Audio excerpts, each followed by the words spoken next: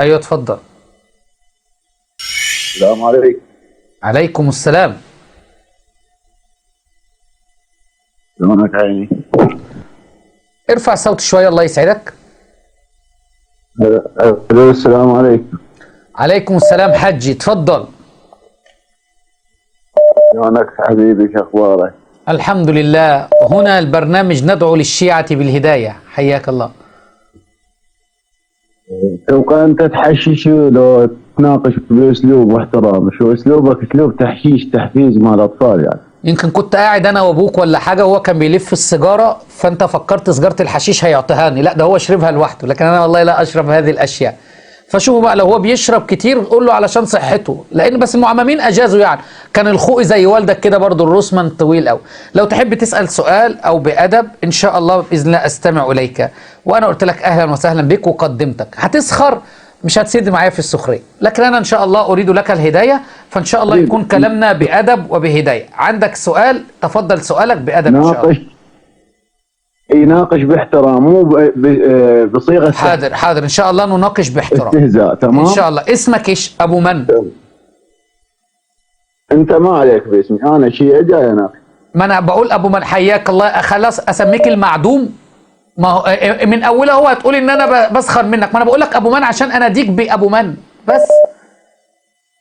لا مو اسمي غيرك انا، فما بجاوبك. لا عادي. اسمك ايه؟ نرجس يا عم اسمي بقى. عباس. اسمي عباس واتشرف، ولكن اسمك اسمي. طيب انت اسمك عباس وتتشرف بهذا الاسم؟ سامعني؟ نعم اتشرف بهذا الاسم، جاي جاوبك حبيبي. بس هذا الاسم لا يصلح ان تسمى به. ليش؟ مو عندك عمر انت وعندك اسماء، هاي الاسماء ليش عندك اسماء الخميس؟ نعم بس عباس لا يصلح الاستدلال به، لأن علماء الشيعة قالوا بأن اسم عباس اسم سيء، لأنهم طعنوا في عبد الله بن عباس رضي الله عنه، واتهموا عبد الله بن عباس بأنه أعمى البصر والبصيرة، وأن الله سبحانه وتعالى طعن في ابن عباس في دينك، وأن الإمام النبي صلى الله عليه وسلم حذر من ابن عباس. وعندك ان في كتاب مدينه المعاجز اعمى الله بصر، في كتاب الكش اعمى الله بصره وبصرته، فابن عباس كان مطعون عليه في دينك، فكيف تسمي اسمك باسم واحد مطعون؟ يلا حلها. تمام. كملت. بس صوتك مكتوم. اتكلم بدون السبيكر. اسمع منك. اتكلم بدون السبيكر، صوتك مكتوم. حبيبي تمام. انا هسه اتكلم من الهاتف مباشره اتفضل. هسه تسمعني تمام؟ تمام، بس بالله عليك بدون سب. تمام. لا ماكو سب. اسمع مني، انت مو تقول اسم عباس مطعون فيه في دينك انت، لكن مش في ديني انا. انتوا جرحتم ابن عباس كثيرا. انت مو قلت؟ خليني اكمل. طيب ابن عباس عندكم كان سرق مال الخزينه التي وضعها. يعني اذا الاسلام اسمع، اذا الاسلام اطعن في شخصيه، اطعن في الاسم ام بالفاعل؟ يعني انت ترى الطعن في ابن عم رسول الله. يا نصيبي. اسمع انت ستقول طعنوا في عباس وبصير وما ادري شلون. اذا الاسلام او القران او الدين طعن في اسم شخصيه، هل طعن في الاسم وهذا الاسم صار كله خراب لو طعن بفاعله؟ ايوه. طب يبقى انت ليش تقول ان الاسم هيغيظني؟ هو انتوا علشان بتتوسلوا بكفوف العباس؟ يعني عبدت هياكل عظميه وقلنا ماشي، عبدت قبور واضرحه وقلنا ماشي، كمان عبدت كفوف وتعملوا كف خمسه وخميسه كده وحديد وترفعوه وتتبركوا بالكفوف وتتوسلون بكفوف العباس، وساعات بشرب العباس كما يقول معمم علي السماوي. فما تقولش الاسم يغيظك ماشي. رضي الله عن سيدي عبد الله بن عباس واخيه عبيد الله ووالده العباس. تفضل سل سؤالك او تحب تتحاور في ماذا؟ تمام. هسه انت تقول تتوسلون بابائهم وكفوف، تمام لو لا؟ تمام. سؤالك؟ اتفضل. انا اعطيك لا توسل بشيء جماد، ما توسل بالله. تقول صوتك بيقطع. تقول ليش توسل؟ نبي من انبياء الله عز وجل. صوتك بيقطع. اقول لك اعطيك نبي من انبياء، اعطيك نبي من الانبياء، نبي من الانبياء. ربي بما انعمت علي رب بما أنعمت علي فلن أكون ظهيرا. لا لا لا حبيبي، مو هاي الآية، عندك فراسة وتعرف شو راح أحكي، خليني أسولف عليه. اتفضل هات الآية. النبي من الأنبياء ده هو النبي يعقوب، حيث قال نبي الله النبي يوسف: خذوا بقميصي هذا فالقوه على وجه أبي يأتي بصيرا. فتوسل يعقوب يعقوب توسل بقميص يوسف. شفت أنا فكرت هيجيب لي آية من القرآن تأمرني. يعني أنت كما أن لا تضحك لا طيب تضحك. كما أن يعقوب توسل بقميص يوسف، أنت بتتوسل بكفوف العباس، صح؟ شاف الله بصر أم لا؟ لا تشرد من السؤال، جاوبه. طب سأجيبك. أنت بما أن هذا دليل يلا. فأنت تتوسل بكفوف العباس، صح؟ عاد أنا قلت لك أجيبك على آيتك، لكن بما أنك رأيت أن يعقوب توسل بقميص يوسف وأخذ قميص يوسف وأخذ يتوسل به، فأنت بتتوسل بكفوف العباس، صح؟ هذا مثال جاي اضرب لك مثال، انا اتوسل واتشرف، بس انت لا طيب سؤال معلش، بما ان قميص يوسف يجوز التوسل به، هل ممكن تتوسل بنعال امامك الثاني عشر؟ اسمع مني. لا مش هسمع منك، وعايزك تجيب نعم او لا.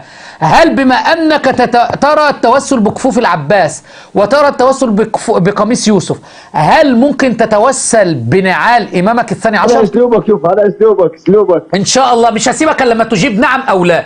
انا عارف الشيعي مراوغه، عمرك تقول لي الشيعي 1 زائد 1 يساوي كام؟ يقول لك 2. لا، يقول لك 5 ناقص 3 يساوي 2، لكن عمره يقول لك 1 زائد 1 2. فوانت بتلف كده هتلاقيني واقف لك هنا.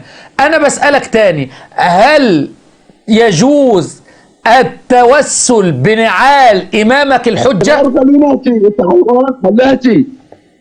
شكرا. طيب شكرا، مش هرد عليه. هل يجوز التوسل بنعال امامك الحجة؟ اجبني نعم ام لا. تخليني أسأل ولا لا؟ اما تجيب نعم او لا واخليك تحكي. هتلف المراوغه ديت، اصل انا حافظكم، المراوغه ديت تلاقيني في وشك هنا برضو لحد ما تقول نعم ام لا. هل يجوز التوسل بنعال امامك الحجه؟ قل نعم او لا. نعم او مني. لا، مش اسمع مني وخليني احكي، هتجيب نعم او لا. هل يجوز التوسل بنعال امامك المهدي؟ اجيبني نعم او لا.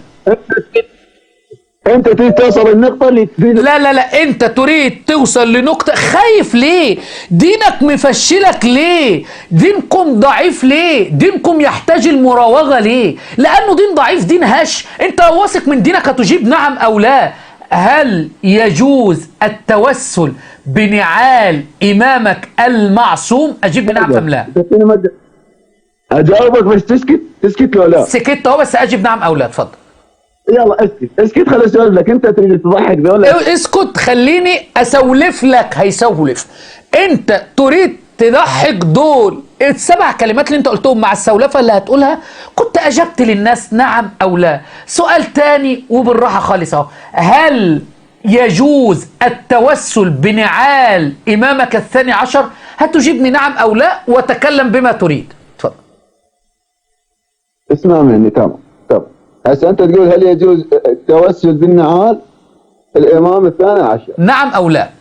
لو اعيد كذا شنو؟ نعم ام لا. عندي انا بعقيدتي انا ادي اتوسل بالامام، هو ليش يتوسل بنعاله؟ جميل جدا. طب وليه توسلت بكفوف العباس وهو ليس بمعصوم؟ حلها لي. عندك الامام ممكن تتوسل به، بس بتتوسل بكفوف واحد مش معصوم، والنعال التصق بقدم الامام، وكما قال سيد الشيعة احمد البدري بجواز التوسل بنعال الامام وغير من علماء الاماميه الاثنى عشريه، كما اننا ساعرضهم لكم الان. فبانك ترى التوسل بكفوف العباس الذي ليس بمعصوم، فما حكم من يجيز التوسل بنعال الامام التي التصقت بنعل الامام المعصوم؟ اتفضل. ولكن الكفوف جزء من الجسد، الكفوف النعال ليس جزء من الجسد. معنى الكفوف جزء من الجسد، ولكن جزء من جسد شخص ليس بمعصوم. لكن النعال أحل أحمد يعني أنت الآن تتفق معي أن الذي أجاز التوسل بنعال الإمام كعلي السماوي وأحمد البدري وغيرهما، الذي أجاز التوسل بنعال الإمام هذا ضال، صح؟ هذا ضال. لا ليس بضال. الله أكبر، ده اللي عايز أسمعه منك وعايزك تقوله. يعني من أجاز التوسل بنعال الإمام ليس بضال، صح؟ نعم ليس بضال. احسنت، ايوه. تعالى كده يا عبدة الاحذية، انا كنت بقول لك عبدة الاضرحة، انا اسف. بص يا عبدة الاحذية الذي ليس بضال. نعم الشيعي لو شايف نعال الامام، ده انا حتى والله العظيم مطلع في كتاب قصص للزنديق صادق الشيرازي، هو بيقول لك نعم كان في بعضهم توسل بنعال الزوار، راح على نعال الزوار وكان في ليلة ممطرة وقال اتبرك بها لان عينيه بها رمد شديد، واخذ بالطين وقعد يمسح على عينيه، وشوف هي ببركتين نعال المشاية اللطمة الزحافة المتمتعة التاركة للصلاة. فأنا أقول لك يا عبدة النعال، أقول لك يوسف عليه السلام لم يتوسل يعقوب بقميص يوسف عليه السلام إما أرسل إليه وهذا نبي، مع جواز التوسل، مش التوسل، التبرك. يجوز التبرك كما كان يتبرك الصحابة بعرق النبي صلى الله عليه وسلم، مخاطة النبي صلى الله عليه وسلم. ليه؟ لأن النبي حي، دفنت هذه مع النبي صلى الله عليه وآله وسلم. لم يتبرك أحد بعلي، ولم يتبرك علي بالصحابة ولا بآل البيت، ولم يتبرك أحد من آل البيت. ليه؟ بالنبي صلى الله عليه وسلم. وقميص يوسف عليه السلام لم يتوسل به ابن يعقوب عليه السلام، قميص نبي من الأنبياء، وما فعل يوسف هذا إلا بوحي من قبل الله تبارك وتعالى. وقال قبل أن يأتي القميص إني لأشم كان يشم رائحة يوسف عليه السلام. فما كان فيها تبرك ولا ما كان فيها توسل بقميص يوسف. ما أخذ القميص وقال يا قميص اشفعيني كما أنتم تتبركون بالقبر وتطلبون من الحسين. أنا بس اللي عايز أعرفه منك بالله عليك بقى، كيف أجزتم التوسل بالأحذية والنعال؟ تفضل. ليش ان شاء الله هسمع منك بقى. خلاص انا كنت بس عايز ابين ان انتوا عبدة نعال واحذيه. انا عارفك وعارف اسلوبك وعارف طريقتك في الحوار وعارف اللي ينفع. والحسين هاي جبان، ايش رايك ابصك انت انسان فاشل جبان. شكرا بدات تسيبه. بيقول لي والحسين انت انسان فاشل جبان. تعالى، هل يعقوب اقسم بيوسف؟ يلا مش انت عندك دليل بقى؟ هل يعقوب اقسم بيوسف كما انت اقسمت بالحسين الان؟ انت غير فاتح بس محاور. نعم فاتح بس محاور، وانت قلت لي يا فاشل يا جبان يا كذا، وما ردتش عليك الاساءه، لان انا عارف اساءتك وعارف انك حينما تدخل تحاور تلف. لو انا ما كنتش حجمك بحجمك الطبيعي وباجي لك يمين وشمال، ما كنتش اجزت عباده الاحذيه كما انت اجزتها الان يا عبده الاحذيه.